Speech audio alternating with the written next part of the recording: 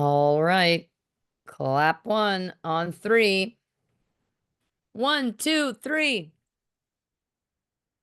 What's up, everybody? Welcome to another episode of True Crime and Cocktails. We're so glad that you're here. As always, I am your host, Lauren Ash, and as always, I am joined by my co-hostess with the mostess, Christy Oxborrow. How you feeling? Great. Jazzed to be here. I'm also jazzed. I've also been known to be jazzed. You have been. Yeah. I was jazzed today because I saw a little something in the news. It appears Mm. that one Harry Styles is currently sporting a mustache, and that's relevant to a lot of my interests. Well, first of all, I like that that's news, It was for me. especially because I really thought because it was news, you were going to say Harry Styles announced he's working on new music, is what Oh, I thought you were going to say. And no. then Mustache didn't quite live up to new music, but also I haven't seen the mustache, so I can't Yeah. guarantee. I was just gonna say, speak for yourself. Maybe it's a more exciting mustache than I am picturing. Now he's had mustaches in the past. Um, oh no. Now I'm wondering, like, am I misreporting the news? Uh, like, was it an old photo? You Oh, know what? Now I'm terrified. And we're already in the record. We don't start over. We don't edit. we don't. We don't. It's Okay, too late 11 hours now. ago. 11 hours ago. It's being described as a thick walrus mustache. Oh, That's how the Daily Mail described it. that is okay, officer. Like, you know what I mean? Like Yeah. that's a cop stash. Yeah. Again, I don't hate it, but again, could not be more tickled that that's news. Yeah. Facial Well, hair is news. he was hanging out with James Corden. I wasn't going to bring that up because I thought it might be triggering for you. I, because I don't love him. Yeah. Um, I thought we all agreed as a society to let James Corden go. I thought we agreed ice flow, away he goes. Like I thought that was a thing we all agreed upon as a Well, society. Harry can't quit him. I think they're old friends legitimately. Oh, I'm And I sure. think that's nice. Sure, bros. Love it. I mean, certainly if he gets a mustache, it's not news. Well, it wouldn't be news I'm reporting to you. I feel You're obligated to right. tell you about Harry Styles and his Of walrus stash. course. Of course. Walrus. I mean, I guess that does describe it. It just I was surprised by the description of walrus. So was I. That makes me think of tusks. It's not like he The has the long movie or the things thing? Oh, hanging yeah. down. That makes me think walrus. Yeah, so what about that is walrus? I mean, I guess walruses do have like their Am I gonna whiskers. am I gonna need a side by side I of do feel like I need to pull up a photo of a walrus. I feel like my Harry and mind's a eye is walrus? my mind's eye is not good. Oh, here we go. Okay. Yeah, I see their point. I see their point. God, isn't nature fascinating? Like, why does that guy exist? Like, why? How was it that it was like, Oh, sure. let's have an animal develop that has extremely long teeth? Like, why? What are we gonna do with that? Yeah, that does feel um oh, like so I was Googling because I'm like, oh, this he had a mustache back in 2020. He did. Not the walrus. Well, I Okay. assume the walrus. Um, because I was like, I wonder if I should quickly try and save a photo. Um, because the people are gonna be like, I came here looking for this photo. Right. The beautiful thing is I can take this photo of him and James Corden and absolutely cut James Corden out. Well, that's fun. I mean, that's something for me. I'll save. Click. done. Because if I don't do it now, I won't think to do it at all. And then I'll be scrambling in the moment, Of trying to come up course. with it. Of course. Oh, I got a lot of questions about walrus. Are we calling them teeth or tusks? I don't know I what the right. assume it's a tusk because it looks very similar to like elephants, right? Like an Right. elephant tusk. Well, I would think. I mean, Walrus tusks are actually their canine teeth. oh They're made of ivory and can grow up to a meter, 3 feet long. They my use these God. tusks for digging up clams, fighting, and pulling themselves up on ice floes. I like that that's the second message mention of an ice floe in this episode.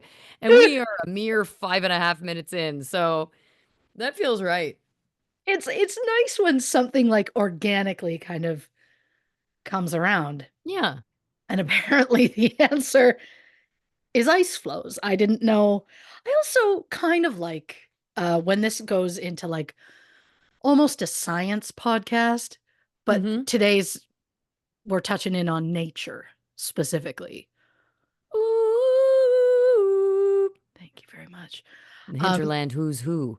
I know. And the only nit that I have to pick about those, Yeah. and it's not their fault. It's Sportsnet's fault. Okay. They've made new some of a couple of new versions of the Hinterland Who's I Who. think we've talked about this on the show And they before. only play the same two over and Mm, over again. mm, And they play the one so much that I'm not excited to see a beluga whale anymore. Now I'm right. just like, there, because all I hear is that woman who's like, what's the animal that's also known as the canary of the sea? And I'm a bitch sitting over on the couch going, a beluga whale, because I'm annoyed because I've already seen this commercial 8 times during this same game. I We, have a couple of pieces of follow-up to go through, the biggest of which being, the why canary of the is the sea, beluga the canary of the sea? Do they they, sing? they, they sing to each other. Well, that's absolutely adorable. Of I course know it the is. And I wish I had more information, but I don't actually watch the Hinterland Who's. I watched the once and then I'm just annoyed and I mentally shut off my brain as soon as I see it. But yes, they sing to each other, I think is the whole deal. wow. Yeah. I'm charmed. It's charming. It's adorable. Their little faces are so sweet. Um, but if I see that or an Arctic fox one more time, like there are so many animals, so many. Just start making some more. Again, this isn't about those people because they're making however many they want to make. It's Sportsnet that's only buying so many. The Right. other day, they had what must have been some sort of a glitch, and between like for an entire commercial break, they played the same commercial 6 times in a row. No. As soon as it ended, it started back up again. And you would think I'd be annoyed, but my kids were there at the time and it just made them laugh so hard. They were like, weird, it happened again. And then, oh, it came back a third time. And they were like, oh, is it going to be a fourth time? And they were cracking up, like bent over laughter when it came on the sixth time. And then when it didn't come on a seventh time because the game came back on, there was an audible, oh, What was the commercial for?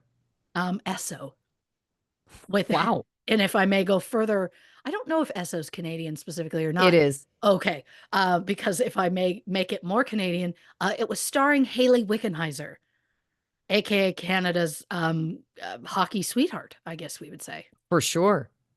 So it was For just sure. it was something about like women's hockey, and then it was showing like kids playing hockey, and I was just again, it's like the Hinterland commercials. I'm charmed the first time, and then I'm like, why am I seeing this again? Well, listen, I shouldn't say that Esso is only Canadian, but I've never seen one in the States. That doesn't mean that they may not exist. Well, But for those who are confused, it is a gas station. Or for those across the pond, a place where you get petrol. thank you so much. I didn't know we were going to get into accents. Not Do we, they? you. I'm not. I won't cross that bridge. No one. Listen, this is a genuine question Yeah. for our UK listeners. and I could Google this, but I'd like you all to tell me. Do you call it a petrol station?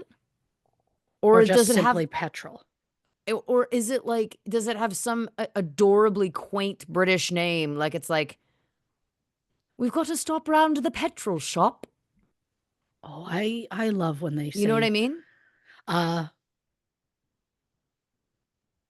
oh, that didn't answer. No, I don't want the AI overview. Have you heard about Have I heard that that bird's the word? so Esso? I do love that. This the brand used in Canada is Mm, Esso. yes. Its trading name and what it uses in America is ExxonMobil. Oh, there you go. Yeah. I love that I was genuinely shocked and really taken aback by that. Um, but also I learned about, you know how you'll type something in Google and then the AI overview comes up? Mm-hmm. I heard that if you don't want the AI thing popping up, swear in your search and it won't be there. Because I searched, is SO Canadian? And I, of course, got the AI overview. So I'm going to test this Okay. live. Yeah. And I'm going to add, is, is SO fucking Canadian? Search. The AI Not overview is there. gone. Huh. Yeah, it's like its brain can't like compute. Not that it's a brain, but you know what I mean. Oh, it's a brain. It's a brain. Oh, I'm sure it is. All of the Um, tech people have been warning us for years that AI is going to be the end of the world. So I'd say oh, that. I'm hearing like everything I'm hearing about like I should have looked up on this more before I'm spouting things off about it. Um, Meta getting like 80,000 books or something to like train its AI to write books is one of the most garbage things I've ever heard of. Yeah. I can't. Um, but when I did that search, I took a screenshot because I was so tickled. I did that search. Like what I always like about Google is once you start typing something in the search engine, it starts popping up with what it just assumes you're going to say. And it's Hmm. never close. It's never like at the beginning, all I wrote was is. And my question was going to be, is SO Canadian? Right. First suggestion, is pneumonia contagious? Wasn't asking. Is bronchitis contagious? They're worried about me and my lung Yeah. health. Is A&W Canadian? Is Sidney Crosby married? This is a wild overview. Yeah. And then bookmarks and history of places I've been before. Is Colleen Hoover okay? Because it was the videos that she's been posting where people are like, she is not okay. Couldn't be happier that those are my things. Um, Well, two lung issues, A&W and Sidney Crosby. well, I'd like to read you mine. Please do. So I just put in is, Yes. and I got, is TikTok getting banned in the US? Is TikTok banned? Is Taylor Swift engaged? And finally, is today a holiday? It really feels like these are being, I don't know if I'm more worried about what it thinks of you and your lung disorder or me Sure. and my obsession with TikTok and celebrity gossip. It does feel like it It knows me, that I unfortunately. was well, now that you put it that way, that does make more sense. I mean, Right? A&W, uh, I was there recently, so that kind of checks out. Sidney Crosby does not play for my team. He plays for like my home team when we're talking Canada. But also, what I love is I'm smug enough that I'm like, is Sidney Crosby married? Please. I already know the answer. Like, get fucked, Christy. Sometimes they're going to ask, there are questions in the world they're going to assume you don't know. Why do you know if he's married or not? It doesn't matter. I think He's not, by the way. you should Long term highly, relationship. highly consider writing a memoir and calling it Smug Enough. Yeah. Okay. right? I, I'm jotting that down. And look, Smug enough. at this point, what do I have to lose? If all the books are just going to end up being fucking AI generated, what do I Oh, have to everything is lose going to be. at this point? Yeah. Yeah. Well, I can't, I have a really hard time thinking about computers taking things over and just the AI of everything. And it's just like, can we just stop? Because I'm going to say this. Occasionally I'll go on the Facebook. I stopped Uh-huh. a while ago because it just, I mean, it's when you scroll through your own, it's like there's nobody you know anymore because they don't Mm, show you like people you actually know. They'll just show you so much crap that I'm like, get out. And then I'm on there more often for our account versus my own personal one. Then when I go on for our account, they're just showing me like all these like pictures of women barely dressed, which I'm like, not your audience. Not interested. Beautiful women, not my thing. And then I'll click the button that's like close the picture or like snooze them or whatever because I don't have a way of like don't show me this account anymore. You can right. you can snooze them for a month and that's it. But every time I click it, it goes, "Oh, you want to expand it?" It's like, "No, I'm clicking the X, you dum dum." But that's neither here nor there. But the thing that drives me the most insane is you're scrolling and it's like, yep, there's boobs. Yeah. Oh, there's a poster for a movie or a TV show upcoming. It's an actor or actress that I'm interested in. And then you realize, oh, it's not real. I know the AI posters. Yeah. I hate it because I'm like, Yeah. this is just such a slap in the face because it'll a lot of times you look at it and you're like, oh, that's fake. And then you keep going. But there are times where you look at it and you go, and you stop and you have a moment where you're like, I would like this a lot. Yeah. And then it's ripped away from you. I fell for one of them once. I started forwarding to people that they were making another Back to the Future movie. They're not. Oh, Then I felt like such an elderly. Like I was like, I oh, can't believe that I'm the nana you that's like, fell for a look at Facebook. this, everyone. I fell for it. Yeah, it happens to everybody. I resent I resent being made to feel old. There, I said it. I just Um, think it's lies and I think it's unfair. Don't lie to us. don't lie to us. Well, you know what's interesting is I've been having the same thing happen on Facebook. The exact same thing Mm. where I'm like, why am I getting all these like soft core accounts for lack of a better term? Thank you very much. Um, Yeah. but I had something harrowing happen on Instagram the other day. Now, I don't often use the discover tab where it just shows you Oh, sure. things that maybe you'll like. But once in a while, if I, click over there, there's usually that page is filled for me with like music stuff, celebrity stuff, Of like course. stuff that I'm genuinely To interested in, your interests. to my interests. So the other day, I have no idea why, because I want to preface this by saying there's absolutely no chance that I have been looking up anything that would lead them to believe that I want the following content. I Hmm. have to make that clear. It was a series. The page was suddenly filled with a series of mothers breastfeeding their children. And I felt like I was seeing something that I felt like I was looking into someone's home. I panicked. I fumbled the phone because I was like, "Oh, I don't want this. I don't want to. It's Sure. beautiful. It's do your thing, ladies. I'm not shaming you. I want you to own your space and it's beautiful and all of the above. But I feel uncomfortable when it's all of a sudden all over that page. Like it's like what? Why are you showing me Yeah. this? What is this about? I'm not a mother. I've never had children. I'm not Googling anything related to kids at all. Mhm. And then, of course, in my fumbling of the phone, I accidentally opened one of them. It expanded. Then I was like, "Oh my God, I'm a creep." Or now the algorithm thinks I'm a creep. I'm not Oh, saying sure. that people who look at that content are necessarily creeps. I'm just saying for a childless woman, it's just not what you Hmm. would expect. Anyway, Yeah. so now, of course, I'm terrified. I haven't opened the Discovery tab since because I'm terrified that I'm just going to be bombarded with even more of it, which again, Hmm. do your thing, women. But I felt like a voyeur. That's what it is. I felt Oh, sure. uncomfortable that it was like, I understand that you're sharing that uh, because you want to share that, and that's wonderful for you.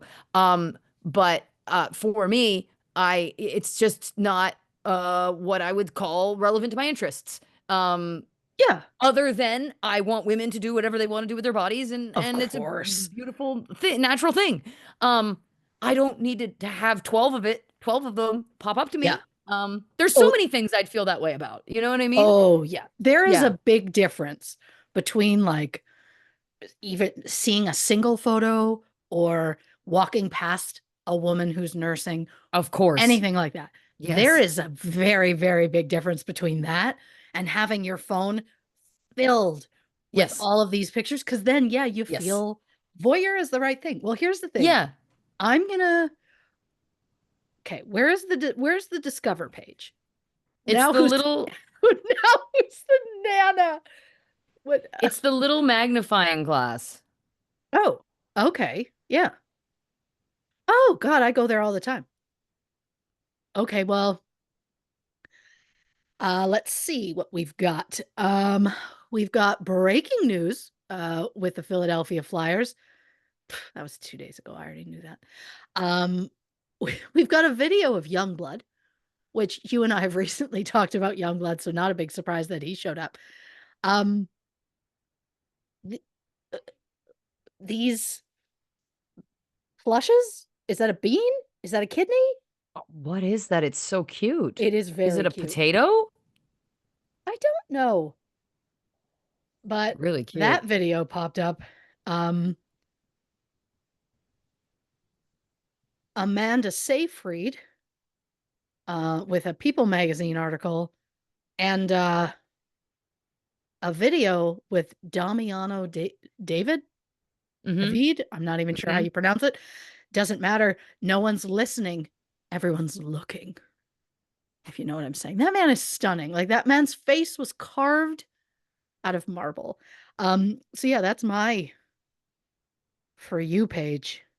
Oh, mine is a absolute horror show. And why is it mostly pregnant women? What is happening? Why is that the content I'm being shown? And like surgery before and afters. Like what? That's insane because mine are literally um Funko Pops, stuffed animals, hockey news, and I guess these are clips from Dropout videos. Oh, also uh the Matthew Lillard interview. Have you seen I don't know if it's a podcast or if it's like a YouTube show or something. But it's called like Grave Conversations and the host and the celebrity he's talking to both lay side by side in coffins. Oh, I've heard about this. I He asks insanely interesting questions and then I'm just like, "Well, I'm tickled. I'm here." Yeah. But then they zoom out, you realize they're in a coffin and it does kind of creep you out. But I'm worried if I watch more of those. What other like coffin sort of related imagery am I going to get in my Discover Uh, page? yeah. Look, I don't know how I have all of these. Is it, I don't know, like I watched one video on TikTok where a woman was talking about how she was pregnant and like she has like no belly yet. She was impossibly Oh, skinny. sure. And she was talking about how she isn't showing at all. And then I guess I watched it because she was talking about like what the doctor said to her. And I guess I found it interesting. Like I was like, oh, I've never thought about that. I guess that can happen. It's how you Sure. hear about women not knowing that they're pregnant. And then all of a sudden they have a baby and they're like, I wasn't showing at all. I guess maybe, but like, but that was on TikTok. And now I have like birthing in tubs. There's so much like here's the different stages of pregnancy, like anatomic things. There's a woman giving birth. Like what? How? And how is TikTok communicating that to Instagram? I don't understand. Hmm. Are I they think on the they're all are just they on the connected at this it's point. like, do they have a phone like a like two cans that are attached with a string? Like, is that what they're doing in there?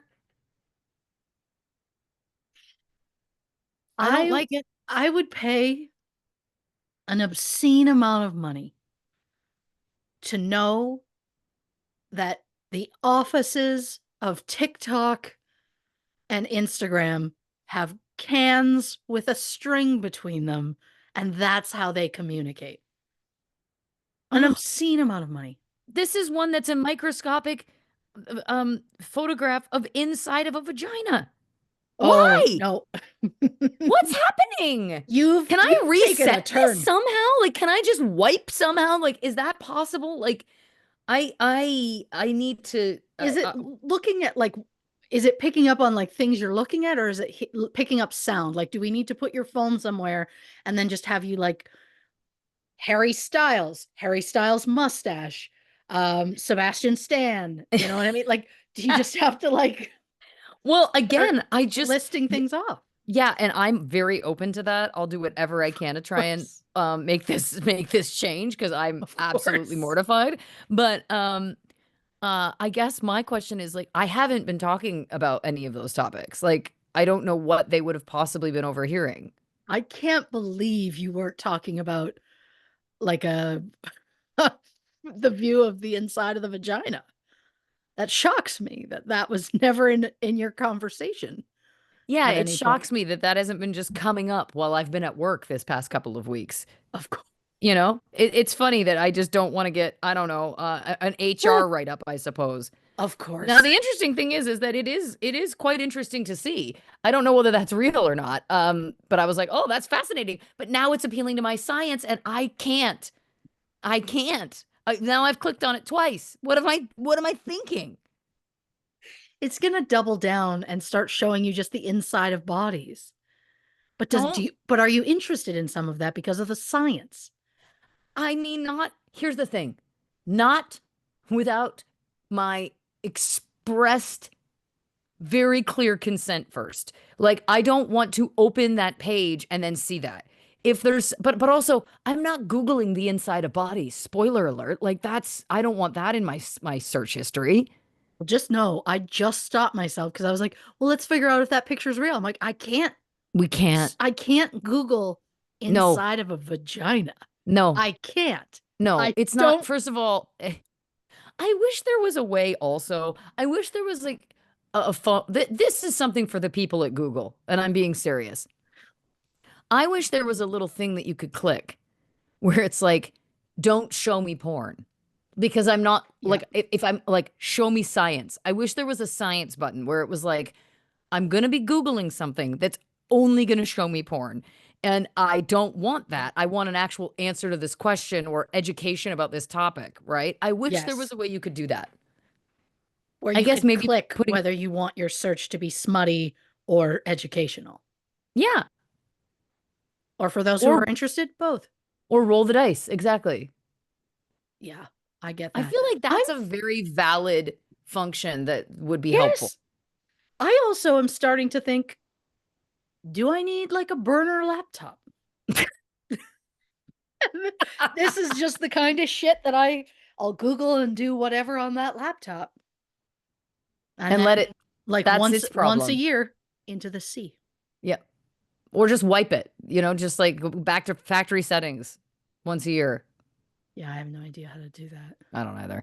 Um, I guess I could also put parental controls on my own Google. Would that work? I want to believe so. But I am 90. It has gotten to the point that I'm saying I'm pearl clutching so hard. mhm, Well, it's not about pearl clutching though. I am being genuine that it's like I wish there was a way to set it if you wanted actual education about something as opposed to like again, shocker, female body. Lots of things happen with our bodies that there's so little sure. information about. Nobody talks about it because it's considered taboo. There's no medical funding and research for disorders like PCOS, which I have. So when you're trying to find information about these things, there's genuine things you want to Google, but then you can't because again, it's not going to show you what you need. I love that I Of talked course. myself out of shaming myself for this. I mean, everything you're saying is valid. Thank you. Know that. Yeah. Um, because I mean, you have a point. We we should be able to freely Google what we want without getting all the porn stuff. If you want to Google porn stuff, that's different. But if you don't, it would be nice to know that there's a safe Google. Right. That it's like if I'm looking for something genuine, like something weird has happened. Because by the way, bodies are weird. So like say something weird has Yep. happened, right? Sure. It's so difficult to Google anything to do with a body and not just get pornography. Oh yeah, I think the second you mention vagina in any search, Right. you're going to see things you wish you hadn't. Right. Or maybe you wish you had. I Well, don't listen, know. You should be free to decide if you want to see that or that's not. what I'm saying. I should be allowed to consent. That's all I'm asking for. Yeah, I think that's a beautiful thing that so far today it's been about nature and consent.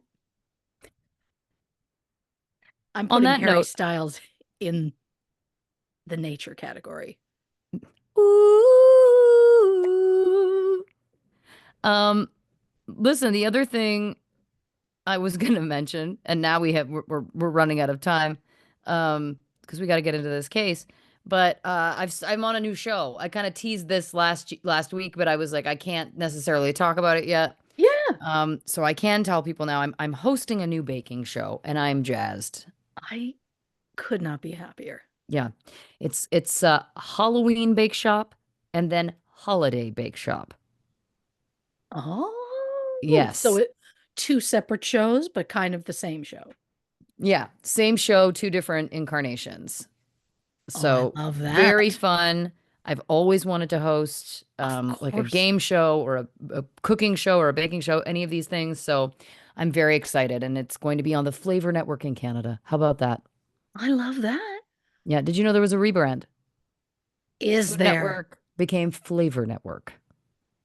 That makes sense to me. Listen, I like it because it's distinctly Canadian because there's a U in it, Oh, that's classy. right? When you start adding in letters that don't need to be there, but we think they need to be there, What I I mean, like is that's that I classy. translate. If I'm texting an American or emailing an American, I write the words in American. If I'm texting or emailing a Canadian, I always Mhm. add the U's. Of course. Because that's a It fun just, thing about Canada. It's like I think one of the lesser known facts maybe is that, and it's British as well, obviously Commonwealth we're talking about here, but um Canada and the Commonwealth, we love U's. they ever considered using that in their advertising, like I trying to don't. get people to show up in the country. And it's like, what better advertising than we love yous? I think that's That's yeah, it's very, adorable. and then it's like we love U's guys. You know what I mean? Like Yeah. that's Oh cute. my God. If they could have a walrus say it A walrus or a with a beluga Tony whale. Soprano style voice. We love U's guys. Tom and Carm. I can't right now with what's happening. Tony. Want you to know, finally made it to the end of season 4. Okay. I haven't had a lot of time. I have a lot of thoughts, but I'm 2 seasons to go. How about it? Couldn't be How about it? happier. Well, listen, let's get into the case. We're of course discussing Helen Wilson. This is a part one of a two-part uh Yeah. duo of episodes about the Helen Wilson case. But before we do, what you drinking over there? I'm not happy about it.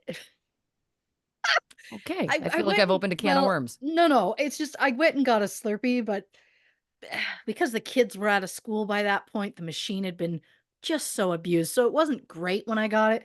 And now it's just like once it hits this, then I'm like, no, this what drinking this gives me heartburn. Drinking this just makes me sad. Mm. So it's not as great, but it's all I have in Oh, me. my phone just started talking to me. Look, at least it didn't just start describing breastfeeding. Oh my God. Listen, so I hear you. Your Slurpee is separating, and that's Yeah. just no good. I'm disappointed about it. I don't blame you. I'm on some Gatorade Zeros over here and some waters. I have to be up at a very because we're in production right now. We're filming this show right now, and I have to be up very early. So I'm like, I'd love a Diet Coke, but I'm also like, can't do it. I get that. Can't do the caffeine. Um, all right. Let's get into this. We're, of course, discussing Helen Wilson. Now, I don't know a lot about this case other than what Christy's told me over text messages over the past week. So I am going to get us all up to speed with this synopsis right now. In 1985, Helen Wilson was brutally murdered in her own home in a small town in Nebraska. Police interviewed hundreds of people but were unable to find a suspect who matched the blood found at the scene. The case went cold for years until a passionate police officer found not one, but 6 suspects. All 6 were convicted of Helen's murder and sentenced to decades in prison. So, did the police find the right suspects and get justice for the victim? How did police go from 0 suspects to 6 so quickly? And what happened in 2005 that changed everything? Christy Oxborrow investigates. It was a last minute choice to make this a two-part. Right. I mean, as you know, you were there. I was when there. you got a frantic voice note this afternoon of me repeatedly saying, I know I'm overthinking this, but this is incredibly long. Yeah. And so a choice was made. And I think we're going to be better for it. Listen, I love it. If you've got that much information, then let's, It's a lot. you know. It's a lot. This is one of the most information-packed cases I've ever seen, especially for one that's an old case. Right. You don't typically see that, but starts with a disclaimer. This episode will contain mentions of rape, so trigger warning for those who need it.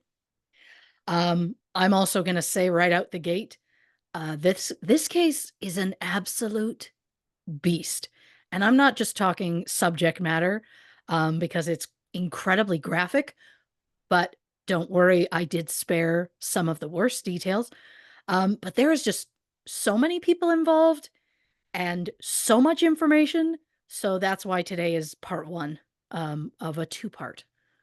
And I actually looked into it earlier. I was like, how many 2-parts have we ever done? And the answer is the first one was episode, I believe, 18 and 19.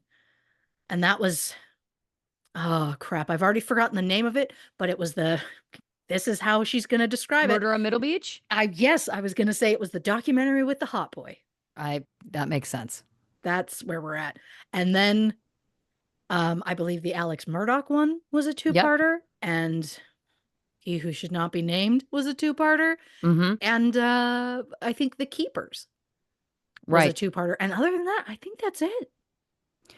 Well, listen, I mean, if there's enough information that I you know what I like about that right there, if you're asking me, that gives us some credibility because we're not just milking it. We're not trying to turn these things into 2-parters if we don't need do it to. all the time. We don't do it all the time. Yeah. It's when it's very appropriate. Yeah.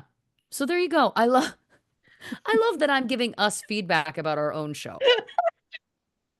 And how and our own credibility in the podcast space. If it is positive feedback, I'll take it regardless as to who it comes from, Yeah. Take it.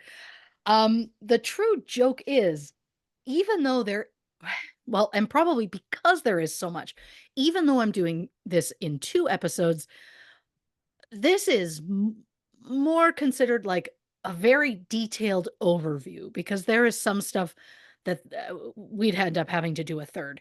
But I'm giving you all the most important things to know. If you want something more thorough, I would recommend the 2022 HBO documentary Mind Over Murder. I warn you, it is 6 hours. So there's a lot of stuff going on in there. But again, I'm going to give you as much as you probably need to know. So, Helen Loretta Jones was born July 13th, 1916 in the small village of Pickerel, Nebraska. She spent most of her life 9 miles south in the town of Beatrice. In 1934, Helen married Ray Wilson, and the couple had 2 sons and a daughter. Sadly, Ray passed away from a heart attack in 1966 at the age of 54. Helen was distraught but took a job at a nursing home to provide for her family. She later worked as a house cleaner and did babysitting at her church. Helen kept busy as a member of the Eagles Auxiliary and the Gage County Historical Society. She also wrote poetry, specifically a poem for each of her 7 grandchildren and 5 great grandchildren. In early February 1985, Helen was visiting her son Larry in Scottsbluff, Nebraska, 433 miles west of Beatrice. During her visit, Helen became unwell with some sort of chest infection or possibly pneumonia. On Tuesday, February 5th, Helen was unwell enough that she decided it was time to go home. Usually on Tuesdays, Helen's son Daryl and his wife Katie spend the evening at Helen's apartment having coffee and visiting. Daryl and Katie arrived at 6:45 p.m., but Helen wasn't feeling up to coffee. Katie cleaned up the kitchen and she and Daryl left at 9:45 p.m. Since Helen was supposed to take medicine at midnight, Katie told her son to call Helen around midnight to remind her. But when Katie's son called around 11:45, Helen didn't answer and the phone just kept ringing. He called his mother and Katie decided to try calling herself. The phone rang twice and then the line went dead.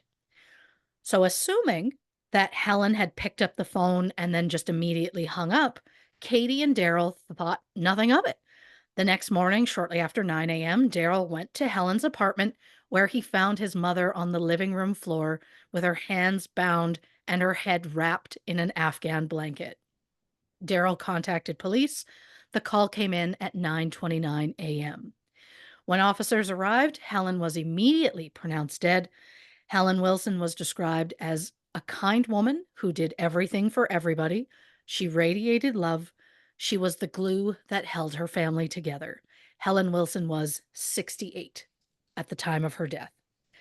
An additional police officer arrived shortly after 11 a.m. to photograph and take video of the scene. There were no signs of forced entry. The chain to the apartment door was not on, so either Helen forgot to lock it the night before, which her family said would absolutely never have happened, or she purposely let someone in, which her family said would only happen if Helen knew the person. In the bedroom, there was blood on the sheets and a blood smear on a wall above the bed. There was a knife on the bedroom floor, which matched other steak knives found in the kitchen drawer. The kitchen was messy. There were dishes on the counter and in the sink, and there was coffee in the coffee maker. A wet washcloth was found in the bathroom sink.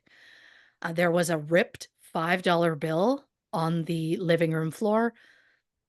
But aside from a small overturned stool, there was no sign of a struggle. Helen was found lying on her back on the living room floor. Her hands were tied tightly near her chest with a towel. An Afghan blanket was wrapped around Helen's head so tightly that her nose had squished in. She had defensive wounds on her hands. One of her arms was broken, and she had a few cracked ribs. Helen's official cause of death was suffocation. She was also brutally raped, but we're not going to get into details because it's unnecessary.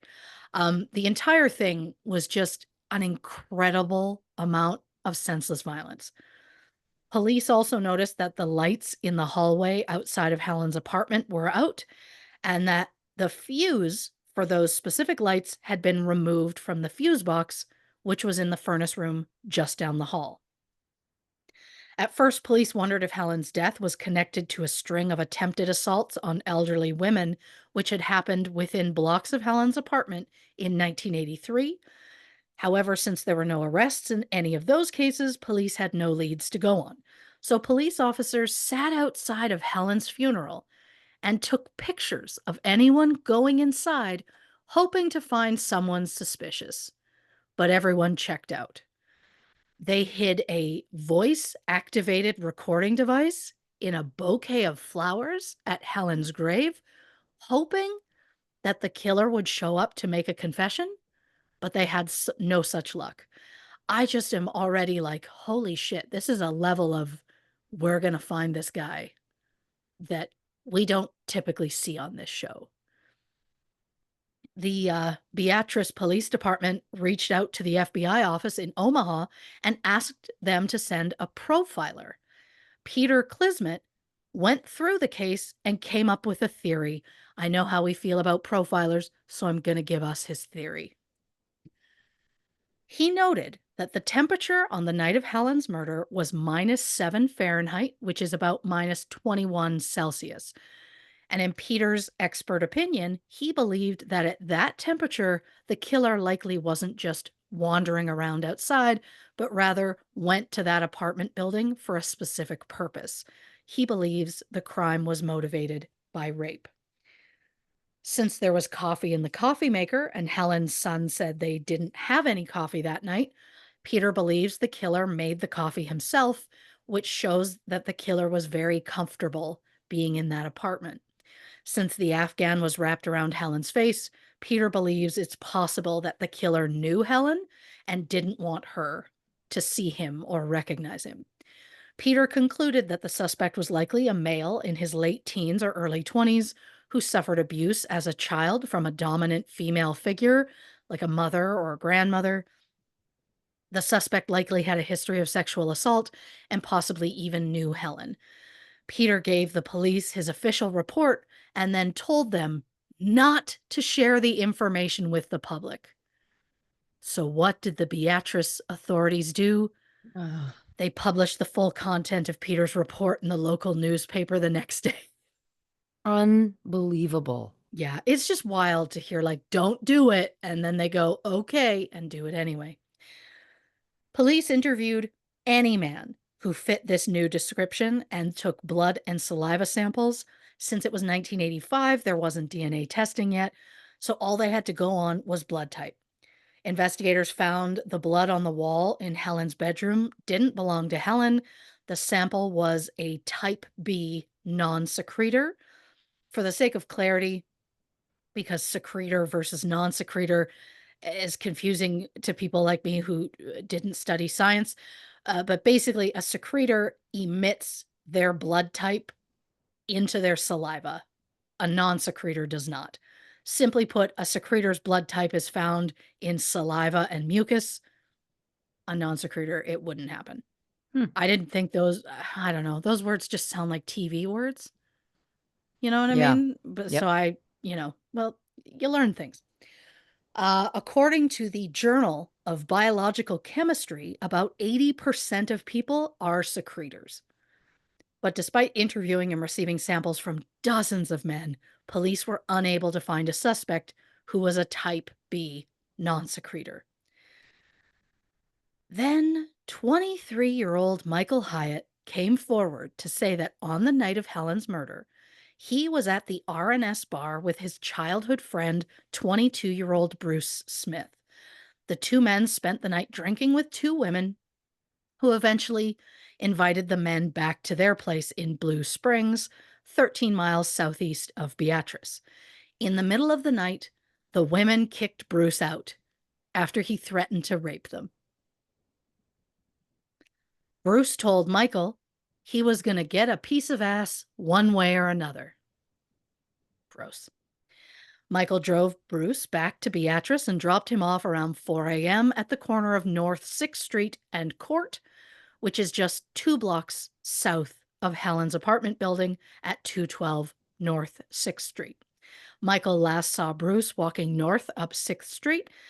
From the best I can tell, that apartment building would have been the first open door that Bruce would come across after that intersection. While Bruce was currently living in Oklahoma, he spent his childhood in Beatrice, living with his grandmother, who used to live in the same apartment building as Helen. It was said that his grandmother was very strict and that Bruce hated her because of it. Bruce had a previous criminal record, including being the suspect of a 1981 rape and a 1984 homicide, both in Oklahoma City. And if that wasn't enough, it turns out that, I've already said that part, that Bruce's grandmother lived in the same apartment building. I checked these notes twice. I'm mentally unwell. The point is, this man could not have been more of what that FBI uh, profiler had suggested as a suspect. So police got excited and were like, this could be our guy.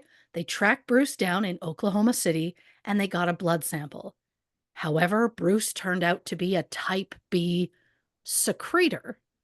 And since they specifically needed a non secretor, Bruce Smith was eliminated as a suspect before police even had the chance to interview him. In February 1988, Helen's case remained unsolved, and police grew desperate enough to speak with a psychic in Colorado. She told them that 2 men and 1 woman were involved in the murder and that one of the men was related to the victim. Police interviewed 318 people over the span of 12 weeks, but they were no closer to finding Helen's killer, and the case eventually went cold. In 1989, Beatrice resident Bert Searcy heard about Helen's case on the radio and was shocked to hear that the case was still unsolved, especially since Bert had already given the police 3 possible suspects. When Bert was 28 years old, he joined the Beatrice Police Department in 1976. Less than 5 years later, he was promoted to detective sergeant. But just 6 years into his law enforcement career, Bert resigned in 1982. No official reason was given. Bert just said he was burnt out.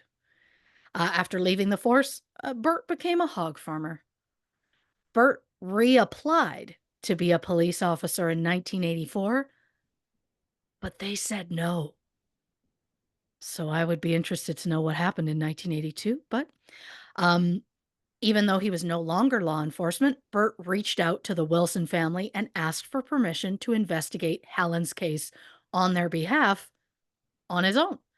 They agreed, and Bert spent months interviewing witnesses and tracking down suspects as a private detective. Bert's theory was that 3 people were involved in Helen's murder, and he found an informant who gave Bert the name of a possible suspect. It's interesting that he believed it was 3 people, and the only person who said it was 3 people was the psychic. So is he basing this off the psychic? I don't know. So Bert finds this informant, 17-year-old Lisa Pudendorf. She said on the morning after Helen was murdered, Lisa was waiting for a bus at 7:30 in the morning when she saw police cars parked outside the apartment building across the street. Also waiting at the bus stop was Ada Joanne Taylor, who went by Joanne, who was a friend of Lisa's from school. At the time, Joanne had a criminal record which included 3 counts of second-degree forgery. According to Lisa, she asked, "What's the deal with these police cars?" And Joanne allegedly told her that a woman had been murdered and that she and her boyfriend, Joseph White, were responsible. Joanne then went into details, mentioning that the victim's hands had been tied, that she was found lying on her living room floor, and that there was a stool upside down near the body. When Bert looked into Joseph White, he discovered that Joseph never stayed in a single place very long, often drifting from one place to the next. He did nude modeling in California using the name Lone Wolf Bromson, which then led to him being called Lobo. I'm just going to call him Joseph. While in LA, Joseph met Joanne, and in 1984, the couple traveled together back to Nebraska. In December 1984, Joseph was arrested for trying to kick down a woman's door. Shortly after Helen's murder, Joseph and Joanne both left town, based solely on the word of his 17-year-old informant. Bert was convinced that Joseph and Joanne were responsible for Helen's murder. He took the information to the Beatrice Police Department, who simply told him they weren't involved, don't worry about it. Bert said his information had fallen on deaf ears, which caused the case to go cold. And then when Bert discovered that the case was still unsolved years later, he decided the only way he was going to get justice for Helen was to rejoin law enforcement.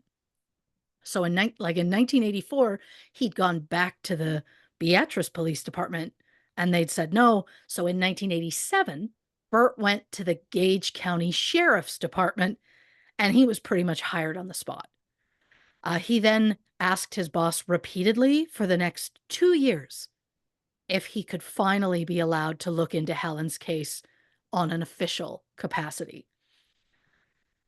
His boss finally said yes, and Burt picked up right where he left off 2 years prior by first officially interviewing his informant, Lisa Pudendorf, who claimed that Joanne had admitted to killing Helen Wilson. Lisa also claimed to have seen Joanne and Joseph with two other people in a vehicle outside of Helen's apartment building the night before the murder. She then told Burt that Joseph was known for doing this party trick where he would rip a $1 or $5 bill in half. Since there was a ripped $5 bill at the scene, Burt believed that that was proof that Joseph was in that apartment on the night of the murder. However, neither Joanne nor Joseph were type B non-secretors, so they were eliminated as suspects. But Burt wasn't going to let it go that easily. He believed 3 people were involved, so of course, in Burt's mind, the third unknown person obviously was going to be the blood type they're looking for. So he started looking into associates of Joanne and Joseph, and he discovered 22-year-old Tom Winslow. Tom worked at Marshall's, a 24-hour truck stop where he officially met Joseph and Joanne when they first arrived in town in 1984. Tom also had a record. In October 1988, Tom and a man named Cliff Sheldon were arrested for attacking a motel clerk in Lincoln, Nebraska. According to Tom, he met Cliff at Marshall's truck stop when it was raining and Cliff needed a place to stay. So Tom, who was shy and desperate for friendship, immediately allowed Cliff to stay with him. Tom said Cliff was 6 years older and he always had so many interesting stories, although most turned out to not be true. After hanging out for a while, Cliff convinced Tom to help him rob gay men at an adult bookstore downtown. Tom would lure the men into a private area. Cliff would suddenly appear and rob them. One potential victim told Tom that he worked as a clerk at the Harvester Motel in Lincoln and suggested that Tom stop by for a visit. When Tom arrived, he had Cliff with him. The plan was Cliff was going to hit the clerk once with a tire iron, and then they were going to take his money and run. But for whatever reason, Cliff just kept hitting the clerk to the point where the 51-year-old man was left paralyzed afterwards. Tom and Cliff were soon arrested for the crime. Out of fear of Cliff, Tom went into protective custody. Both were charged with first-degree assault and use of a weapon to commit a felony. The charge carried a 20-year sentence and a $25,000 fine. Burt questioned Tom in March 1989. He denied any involvement in Helen's murder. Tom said he was working on the night of Helen's murder. But when police called his work, they said Tom had actually called in sick that night. Tom then claimed he had spent that night driving around with his friends Joanne and Joseph. Tom said while driving around, Joseph started talking about robbing an old lady, but he wasn't sure if they'd get away with it. Tom said he didn't want any part of it, but since he'd already offered them his car, he told them drop him off and take the car. Tom said he was dropped off at the corner of North 6th Street and Ella, which is 1 block from Helen's apartment. Burt didn't believe Tom's story, so he just kind of kept pushing him. And then Tom finally admitted, yes, he was at Helen's apartment with Joseph and Joanne. Tom said Helen went for the phone and Joseph pushed her into the bedroom. He said once he heard Helen scream, Tom left the apartment. So then Burt tracks down Joanne, who's now 25 and living in North Carolina. She admitted she was in Helen's apartment at the time of the murder and that Joseph was there too. She said there was another man present whose name she didn't remember, but she said he worked at the truck stop. When shown a series of photos, Joanne identified the man as Tom Winslow. Joanne said that the crime happened around 5:30 p.m., although she then said she wasn't sure because her mind often blocks out bad things. So sometimes she struggles to remember things. Joanne told police she saw Joseph and Tom rape Helen. So then Bert tracks down Joseph, who's now 26 and living in Alabama. Joseph repeatedly denied being involved. He was adamant that he had never been to this apartment before. But since both Joanne and Tom claimed that all three of them were present at the time of Helen's death, all three were arrested on charges of first-degree murder. Each were asked for a blood sample, which determined that Tom was type A, and both Joanne and Joseph were type O. So not the type B non-secretor that they were looking for. But Bert was convinced that two men and one woman had committed the crime, so he was truly believing that Joseph, Tom, and Joanne were the culprits.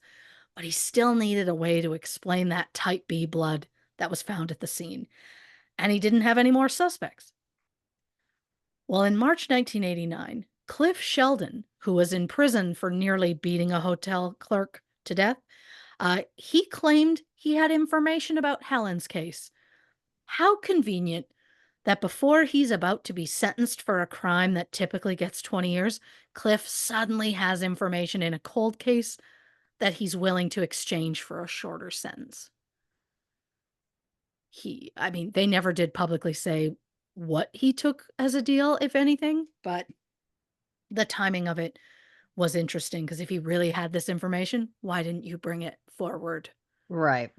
5 years ago when the crime happened? Cliff claims that he received a letter from Joanne, whom Cliff had previously dated. Cliff claims in the letter, Joanne outright admitted that she, Joseph, and Tom murdered Helen Wilson. I mean, it feels suspicious because why would she admit something like that to a random ex-boyfriend? But we'll never know because Cliff discarded the letter before telling the police about it. When Joanne was asked if she had written a letter to Cliff, she said, quote, "I remember writing him, but the contents of the letter, I don't. I wrote him a lot of times."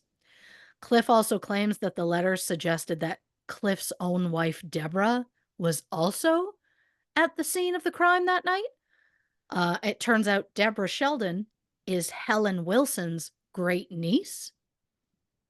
So then Bert thought, well, Helen Wilson would recognize Deborah. So then they could use Deborah to knock on the door, and that would get Helen to open the door. Because her family said she would only open the door for someone she recognized. So he's like, well, Right. that's how obviously they did it. Cliff claims he asked Deborah about it, and she admitted to being there that night and said she was shoved into a mirror during the murder and that she cut her head on the broken glass and bled all over the apartment. First of all, there wasn't blood all over the apartment to begin with. There was blood in certain spots, but not what I would describe as all over. Secondly, there was no broken mirror at the scene. But Bert liked the lead anyway, and he interviewed Deborah the following day. Deborah's story was completely inconsistent with what Cliff had said, and Deborah's blood type was not type B non-secretor.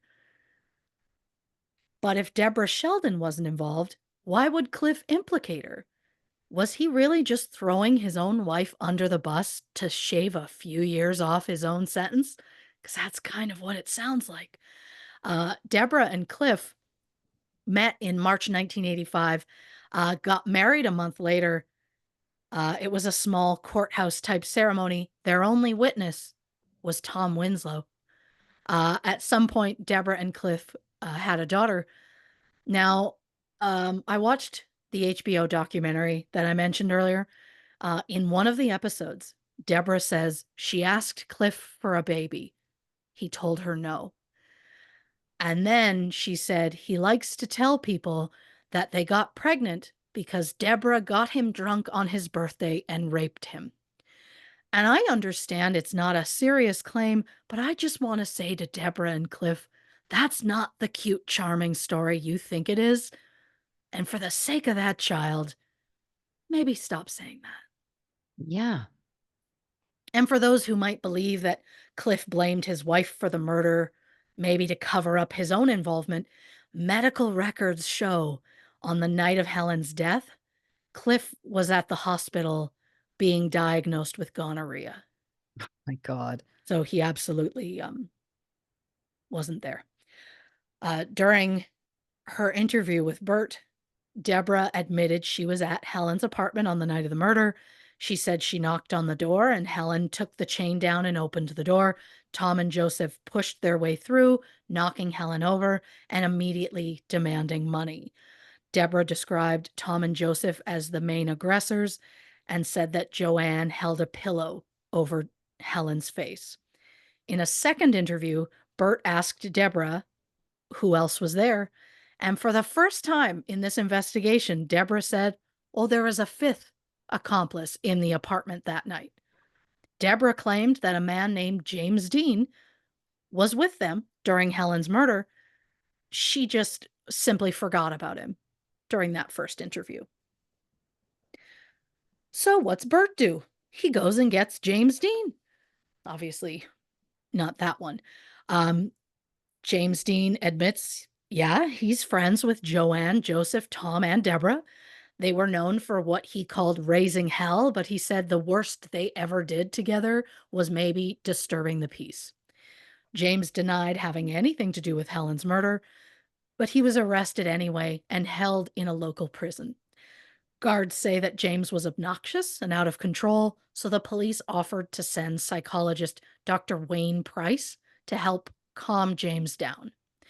James's lawyer agreed, and Dr. Price started having daily sessions with James. 6 days after the sessions started, James was re interviewed by police, and this time he fully admitted to being at Helen's apartment on the night of the murder. James then gave the same story as Deborah, that she knocked on the door. Joseph and Tom pushed their way inside. James said Tom and Joseph assaulted Helen. Joanne held a pillow over Helen's face, and Deborah just kind of stood there. James said he wasn't personally involved, but once the attack started, he went down the hall to the furnace room and pulled the fuses from the electrical box to kill the lights in the hallway. And while we now have a fifth potential suspect, James's blood was not a match to the type B non-secretor found at the scene. And just when you think that this might wreck this entire case that Bert was building, James was interviewed again, and suddenly he remembered that a sixth person was there that night. According to James, a woman named Kathy Gonzalez, who lived in the apartment directly above Helen, was at Helen's apartment on the night of the murder. James claimed that during the attack, Kathy got kicked in the face and started bleeding, so she grabbed a washcloth from the bathroom. I suppose that is meant to explain the washcloth that was found in the bathroom sink. Also, during the initial investigation, police found clothes in a dumpster behind the building. With the clothing was a bra that had blood on it. Kathy admitted it was her bra. She said she'd thrown some clothes away before moving to Denver in mid-February 1985. Kathy denied any involvement in the crime, stating she was in her own apartment that night doing laundry and watching a movie. But when Kathy's blood sample was tested, it came back as type B. Bert felt he'd finally found the type B blood from the scene. Weirdly enough, they never said whether Kathy was a secretor or a non-secretor. I guess in that moment, after going through 6 suspects, that tiny detail just no longer mattered. Please note my sarcasm. Yeah.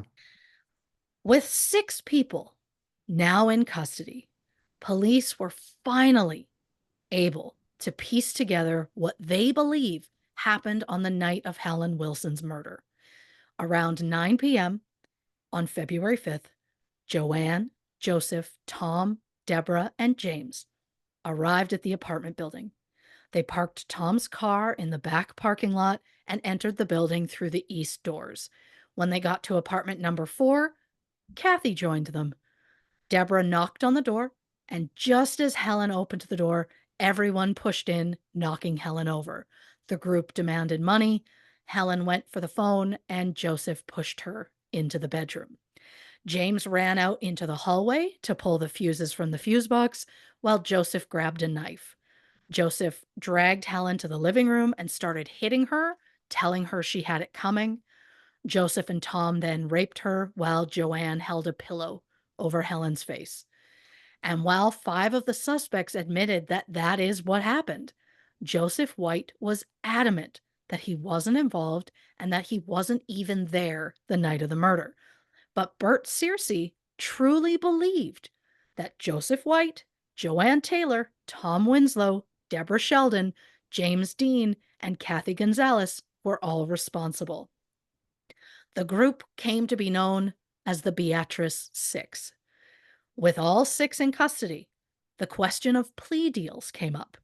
Deborah and James immediately agreed to testify against Joseph to avoid the death penalty. James later said, quote, "I told them what they wanted to hear." Joseph refused any deal and continued to say that he was innocent. Deborah Sheldon, James Dean, and Kathy Gonzalez were all charged with aiding and abetting first-degree murder. All 3 pleaded guilty and were sentenced to 10 years. To avoid the death penalty, Joanne Taylor took an offer to plead guilty to second-degree murder. She was sentenced to 40 years. Tom Winslow pleaded no contest to second-degree murder. He was sentenced to 50 years, plus an additional 6 to 12 years for the assault on the motel clerk in 1988. Despite being the only one of the 6 to not plead guilty, Joseph White was found guilty of first-degree murder and sentenced to life in prison. The Beatrice Police Department believed that justice had been served, and Helen Wilson's family were relieved that the entire thing was over. Her family even gave Bert Searcy a 9mm handgun, which they had engraved with a message of thanks for his persistence in the case. Bert got married in 1995 and left the sheriff's department in 1996. Since then, he has owned a liquor store and sold real estate before opening a flower shop with his wife around 2017. James Dean, Deborah Sheldon, and Kathy Gonzalez were all granted early release in 1994. James was released in August, Deborah in September, and Kathy in October. They each served about 4.5 years of their 10-year sentences.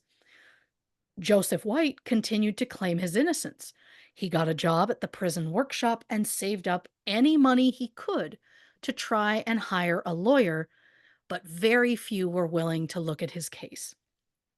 In 2005, Joseph found a lawyer named Doug Stratton who agreed to take the case on, although Doug was honest up front and said he was not very optimistic about it, but he'd try. Since there had been many advancements in DNA technology since the crime occurred, Doug's first move was to have DNA testing done on any evidence from the crime scene. Doug spoke to Tom Winslow and told him he'd been hired by Joseph White and he would need a DNA sample so they could test it against any evidence. Tom Winslow burst into tears and said, quote, "I wasn't there either, but no one ever believed me." Doug filed a motion for DNA testing, but the Gage County attorney, Dick Smith, argued they shouldn't bother because the results wouldn't change the result of the case. That's a pretty confident man right there. Yeah. Somehow, the judge agreed with him, and the motion for DNA testing was denied. But thankfully for Joseph and Tom, Doug Stratton was a damn rock star of a lawyer, and he refused to give up. Doug appealed to the Nebraska Supreme Court, which Dick Smith tried to block at every single turn. Dick Smith had been the Gage County attorney since 1980, so he was in the position for the entire Beatrice Six case. He was also present for every interview that the Six had given, so Dick Smith refused to believe that any of the 6 might be innocent. He was described as domineering and clearly had a bit of an ego because rumor has it he made himself a fake police badge with a number one on it. A No. grown man, a grown man. He ran unopposed for several years until 2007 when attorney Randy Rittner decided to put his hat in the ring because Randy believed that Gage County was ready for a change. And beautifully, the people of Gage County agreed and Randy won.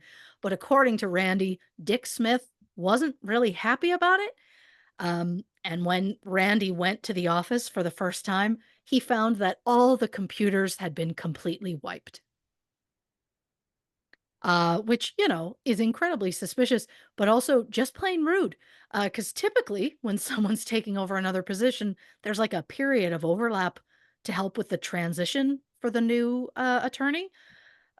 I guess Dick Smith wasn't interested in being decent, just more interested in being a fake number one, I suppose. Mm-hmm. When the Supreme Court appeal ruled that DNA testing would be relevant in this case, Randy personally helped Doug Stratton and the Beatrice police check the evidence locker to see what had been kept from Helen's case. Thankfully, multiple items had been perfectly preserved, including underwear, a robe, and a towel. 13 items were chosen for testing, but of course, it takes time, so the testing didn't actually take place until 2008. Doug Stratton also approached James Dean for a DNA sample because he wanted to compare the blood and semen found in the apartment to all three of the male suspects. James said he was surprised to learn that they were going to do DNA testing because he believed that Joseph and Tom were guilty. The 13 items tested were compared against the DNA of Joseph White, Tom Winslow, and James Dean. And when the results came back, it was determined that the DNA found at the scene was not a match to James, Tom, or Joseph. Reporting for the first half of this two-parter, I'm Christy Oxborrow. I'm riveted. I'm also confused. I'm also shocked. These are Okay, all valid. let's take a quick break, hit the can, grab a drink, and we'll be back with my initial thoughts on the part one of this two-part special on Helen Helen Wilson. Wilson on this episode of True Crime and Cocktails.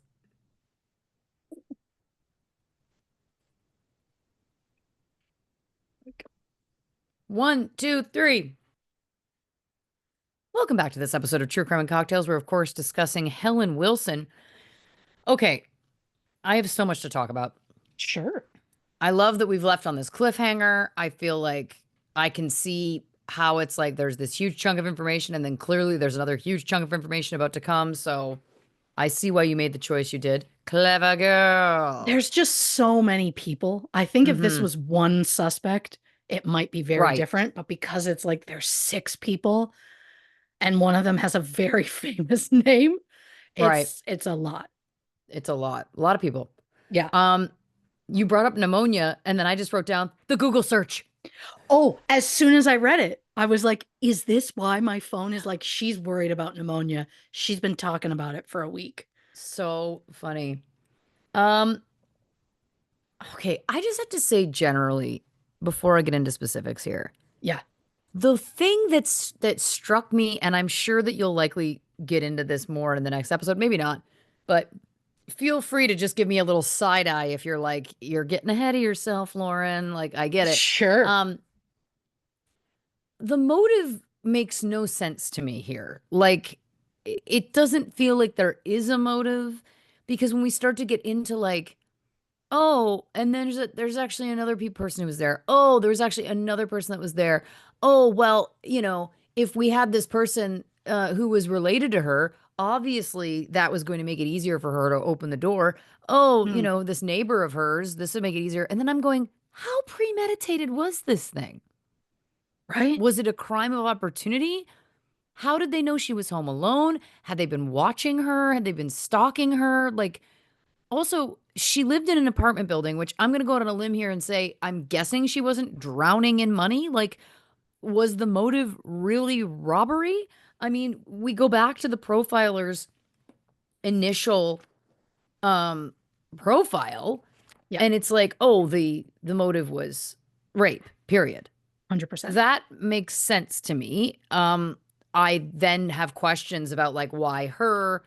Was it, again, a crime of opportunity? Was it something else? Was she being watched that night? Did they see her son and his wife leaving? And then that opened them up to, okay, this is our opportunity to attack this woman. But again, like it just doesn't add up yet. And I know that again, we're only talking about the first half here, but I just don't. I mean, it's baffling, right? Because again, it's like the specifics, like the killer had made coffee. Chilling, first of all, Oh, 100%.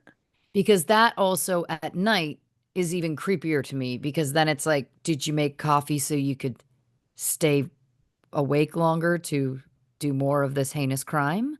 Uh, At what point did you make the coffee? Because it feels odd to like kill a person and then hang out and make a coffee to celebrate. it is a weird choice, yeah. And not to be super dark, but it's like I would assume that a lot of killers would feel some adrenaline after killing somebody. Like you just wouldn't associate them with needing to like fuel up with some coffee to stay like it just none of Sure. it makes sense at this point. Yes. I will give And you a slight spoiler about the robbery aspect. okay, Her TV and all electronics were in the apartment, and police found $1,200 in the apartment. that weren't taken. Correct. So that blows the robbery motive out of the water anyway. Yeah. But also, to your point, how much money did they think she had that six people would go, we'll go in and rob and split it? How much are you getting out of that? In a robbery where they were willing to brutally murder an old woman, like, Yeah. is it worth $200 a piece? Really? What are we talking about here, kids? Even in the early 80s, that's not like a windfall of money. Give me a break. Right. I also just feel like there's so many details. Like, I think you're going to love this. I think the detail of how cold it was is also Sure. super relevant because I love that the profiler hit on that because to me, it's a great point. This isn't somebody who's out roaming the streets looking for a crime of opportunity. This feels like there has to have been some premeditation. It's too cold. Anybody who's Yeah. experienced that level of cold will attest. Like, that's not a time that you're just out roaming, wandering, like, ooh, maybe here's an opportunity. Like, no, it feels like it has to be premeditated. At least to the point that I think the profiler made, which is like at least to get the person in the building, even if it was then a crime of opportunity, fine. But like there would have to be another reason to get this Yeah. person in the building that isn't just like, oh, I happened upon this place and happened to like no one's sitting in their car if it's minus 21 Celsius, like just watching to see what people are doing, in my opinion. Oh, Um, 100%. the blanket wrapped around her head also doesn't make sense with all of this. This idea that it's this large group crime.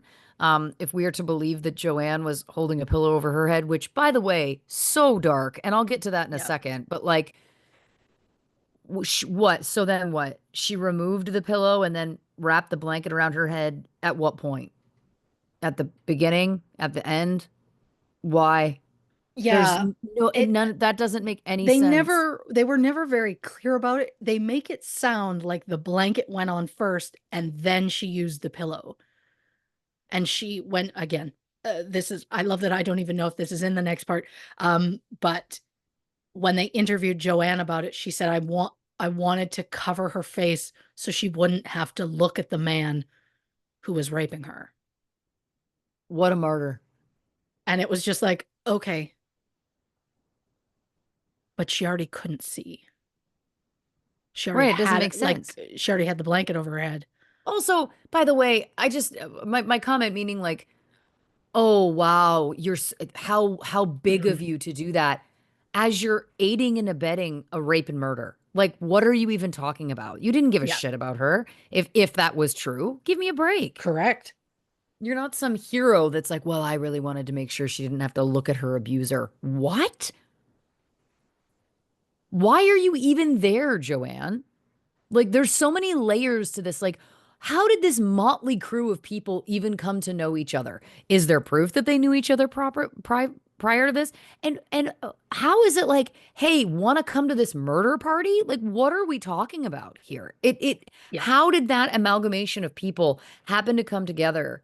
Again, this is what it comes back to. I'm like, it would have had to be so premeditated for them to all get to know each other. How, I don't know whether they did know each other ahead of time or not, but regardless, like such a level of planning would have had to have gone into this Yeah. that doesn't make sense to to our point earlier. For what payout?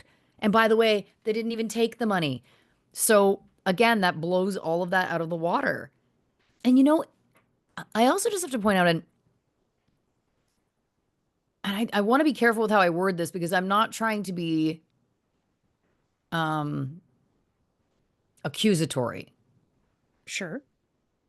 but and I'm not suggesting that this person is involved in the crime. But why was Bert so obsessed with this? He really like from the it's it's tough to say because I don't know if maybe he knew a like the family really well or something. It was never hit on, but he wasn't a police officer when the crime happened. Right. It was just like he decided to just investigate it himself. It was almost, and I would potentially believe, and I mean, this is only speculating, but it's, is it possible that he heard the case was unsolved? Like, and it was like, oh, I can't believe like a murder happened in this small town that's like 13,000 people. Um, the police can't seem to do anything. Is it possible his ego was so big that he was like, the police can't? I bet I could. And then just kind of a bee in his bonnet. And he was like, I'm not letting this go. I can absolutely solve what the entire police force can't solve. Right. And I, a also, lone man, can do it by myself. right. And to be clear, I understand that the crime was like obviously unnecessarily brutal. It's also Yep. very hard to stomach the idea of people like assaulting and murdering a woman.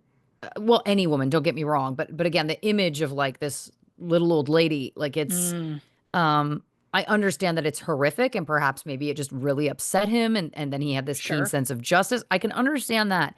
But where it always gets unfortunate is when is and we see this in this work that we do, in this genre that we are in, when there is either driven by wanting the case to be solved or for good or bad reasons, right? Like it seems that his intentions were altruistic, which is great, but you can't allow that passion to cloud the police work, right? Like you can't allow it because again, this all of a sudden it's like, oh well, Kathy was type B. It doesn't matter if she was a secretor or non-secretor. We found a type B, so clearly this whole story tracks. Well, if you're gonna throw out the secretor non-secretor, let's go back to Bruce, Yep. who was had type B blood, He who did. again, there's a lot of compelling evidence, or at least compelling pieces of testimony and whatnot there. He fit almost perfectly into the profile that an expert FBI profiler gave. He was Right. the And right age. He had right. a domineering grandmother that he didn't like as a child who lived in that same building. He was dropped off 2 blocks away, drunk and angry. And the last thing he said was, I'm getting a piece of ass no matter what. And yet they're like, ugh, he doesn't check. And then it's like her neighbor, who we don't know if they've ever spoken ever. And they're the only connection that Kathy had with the other five is she at one point was roommates with Joseph White, but she didn't know the rest of them. And her and Joseph White hadn't spoken in ages. And so how did she connect? Especially because the two people who mentioned her first, which was, actually, I don't know if Deborah did, but James Dean mentioned her. She didn't know James Dean.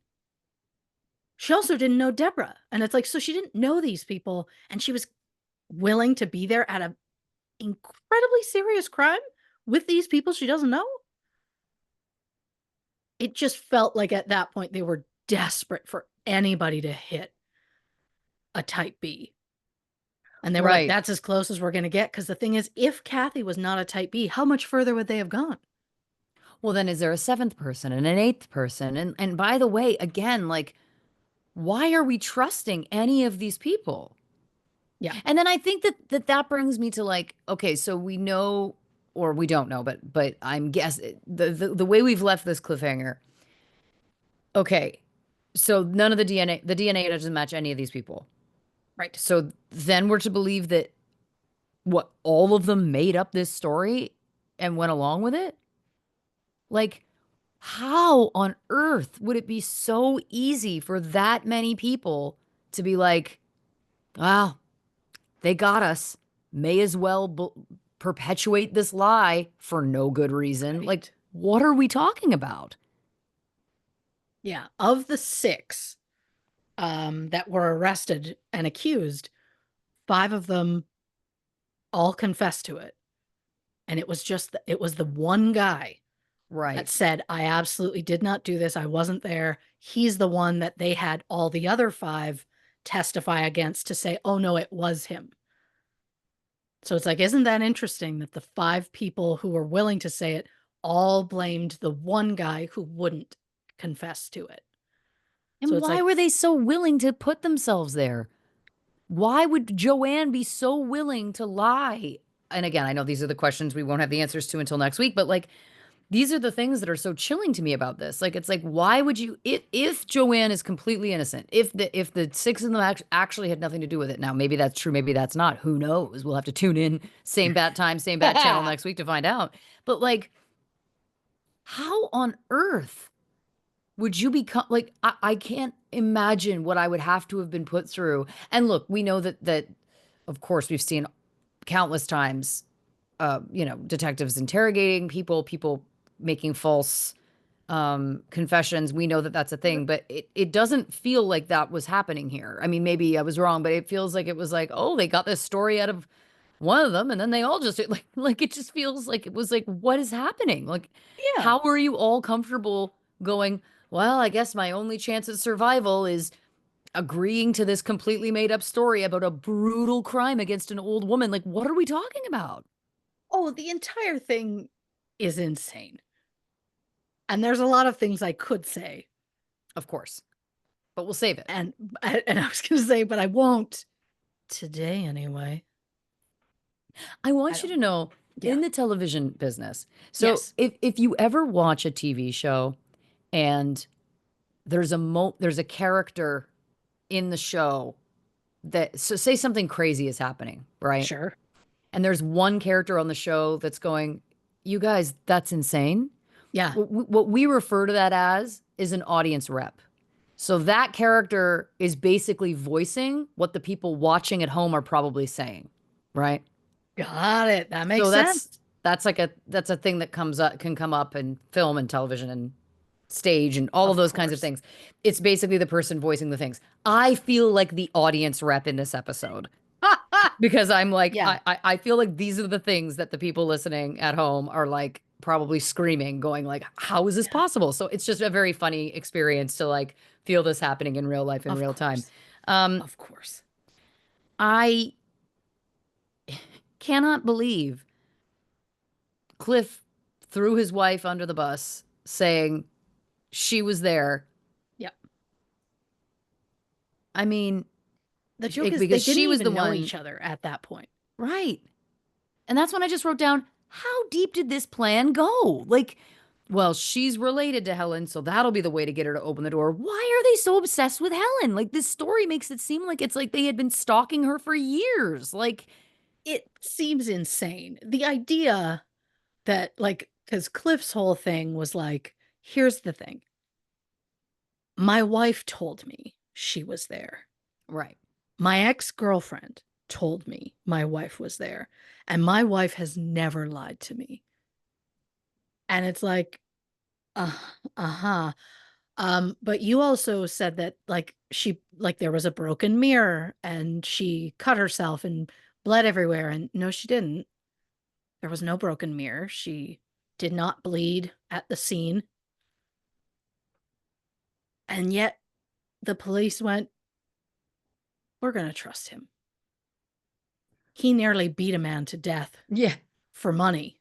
But that's But someone we can we trust. trust him because he gives us a link to the case we're currently working on. He gives us the specific, like, if his wife hadn't been related in some way to Helen, would they have still continued this the way that they did? Or would they Great have looked question. for somebody else?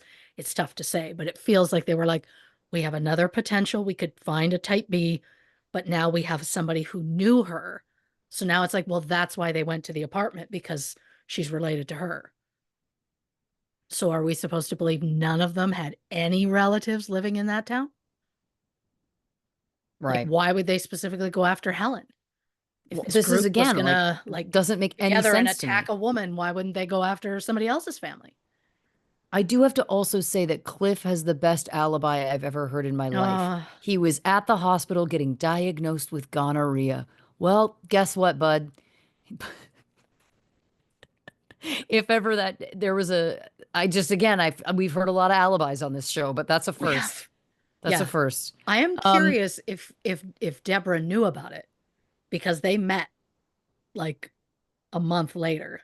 oh, And so I'm God. like, please, If I he hope. gave her gonorrhea and then also implicated her in a murder rape, this guy, my God.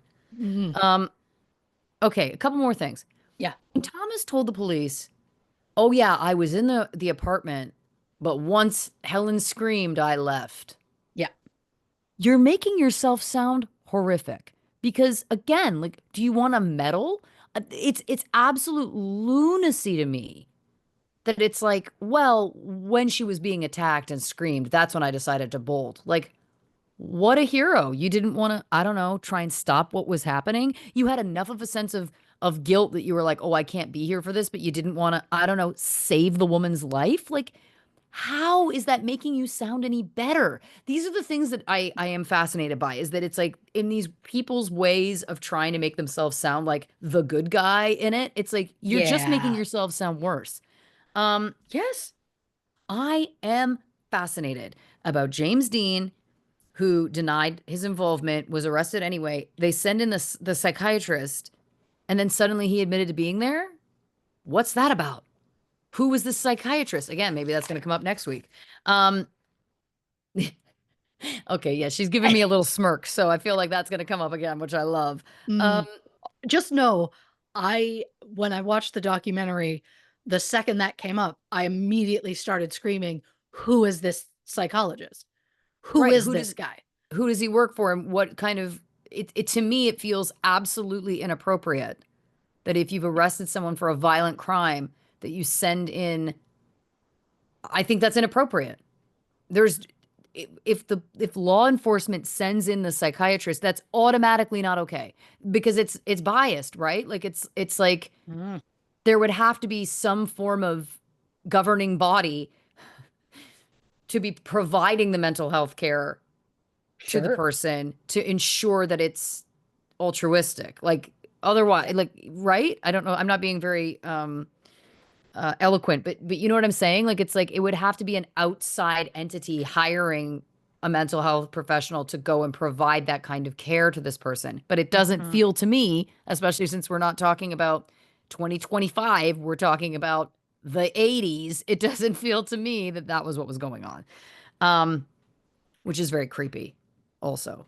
Oh If it yeah. was a coerced confession, you know what I mean? Not to Um, mention, that guy said, I absolutely did not do this. There was no physical evidence that he was there. He said no, and they held him in prison for 22 days. that's crazy. And that's when they said he's kind of like he's acting out of control. He's not great. So they're like, we're gonna send someone in to calm him down. Right. Well, I'm going to tell you something. If I was being held in prison for 22 days for a crime I didn't commit, I probably wouldn't be doing so well either. I think that that's absolutely reasonable. Yeah. Um, that's crazy. That's crazy.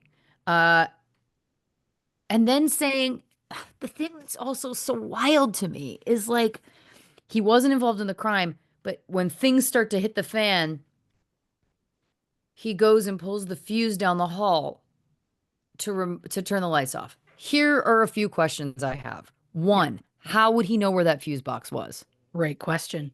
Two, why was that the priority? Oh, things are taking a turn. They're starting to brutally assault this woman. I know what I need to do. Turn out the lights in the hall. What? Yeah, if you're gonna turn them out at all, why wouldn't you turn them out before you even got like why wouldn't that be the first thing you do when you enter that hallway so that it's immediately if anybody comes out, it's dark and no one can see you. Right. But the fact that yeah, Just someone who's never been in that building before magically knew exactly where to go and exactly what fuse to pull.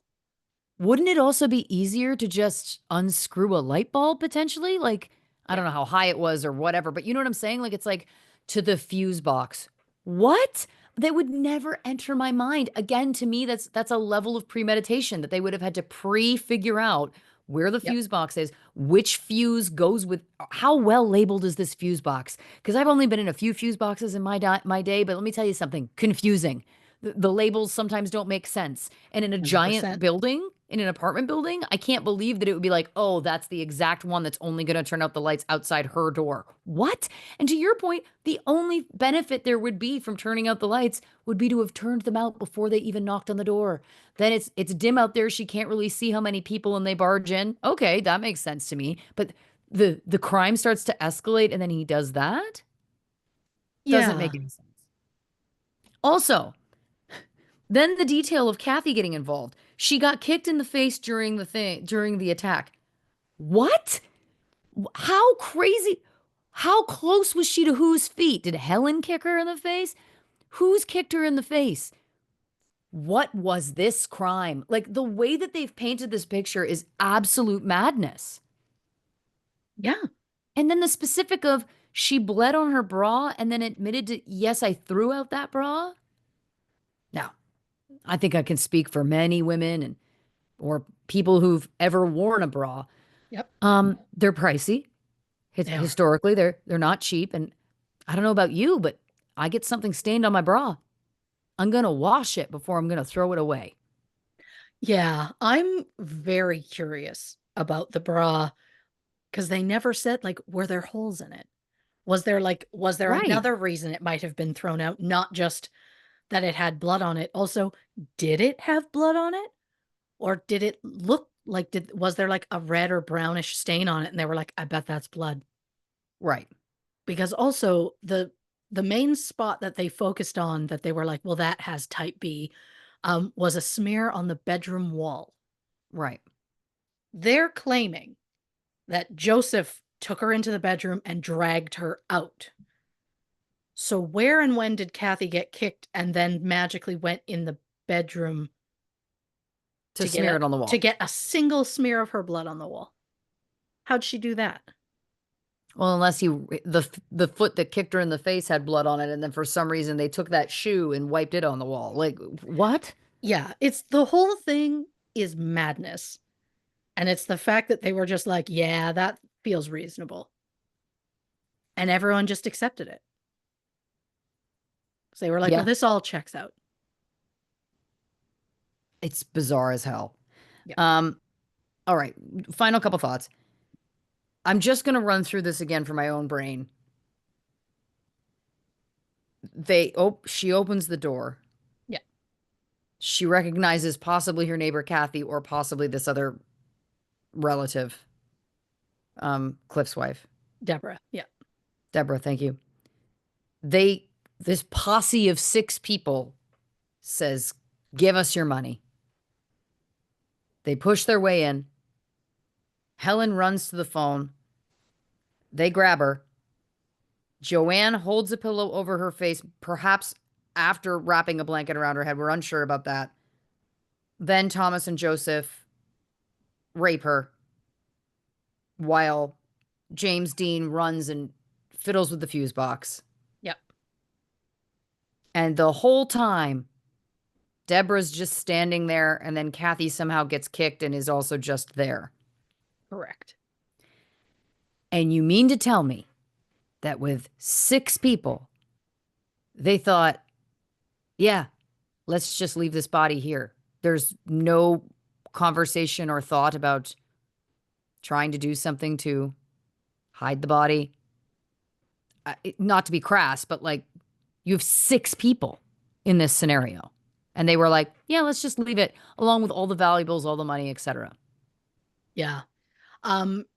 Well, I mean, there's also, I guess at some point they had to sit and have coffee, Thank you. which is also, interesting Well, how because many cups were used? How many cups were used? that is a thing. Okay. Listen, see, I'm getting on the right track. You I'm are. getting on the You right track. Oh, absolutely I'm are. I'm alive. I It's just feel like, alive.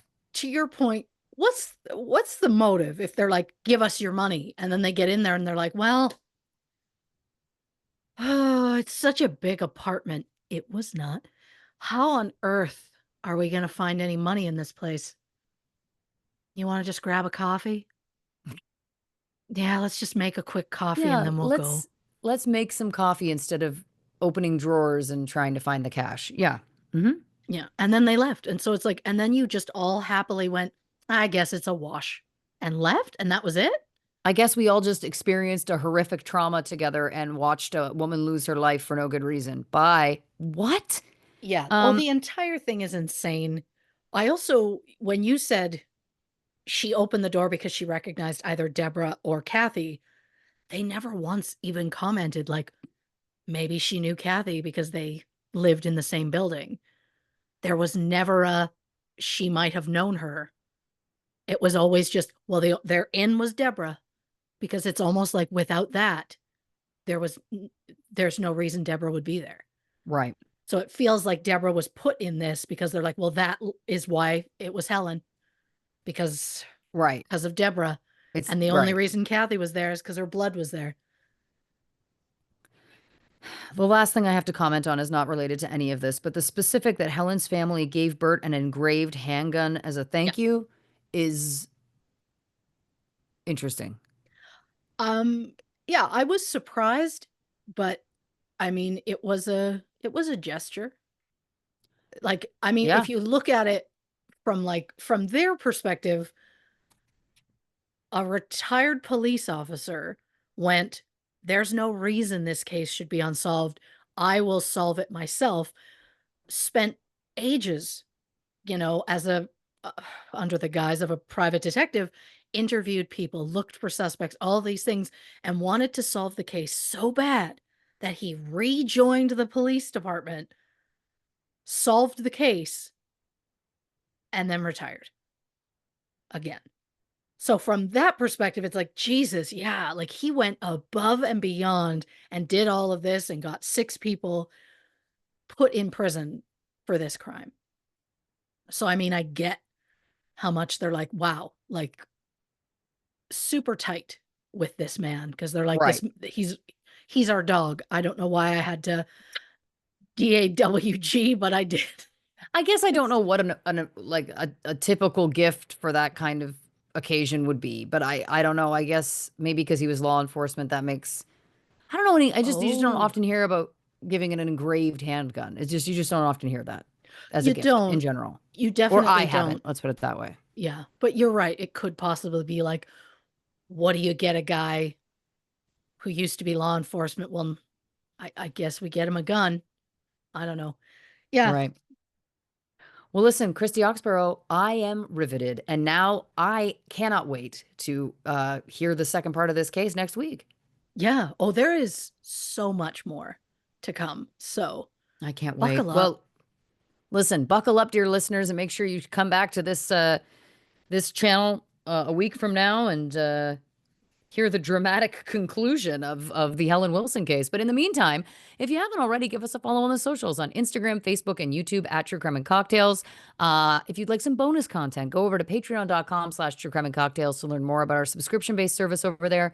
And of course, the only place for official True Crime and Cocktails merch is, of course, True Crew merch. So check that out as well if you're interested. Christy, well, we're not going to tell them about next week's episode because we already know. We do. We've been baiting them this entire time. We have. You're right. Would you like to say goodnight to the people? Oh, good night, beluga whale. Good night, Harry Styles' walrus mustache.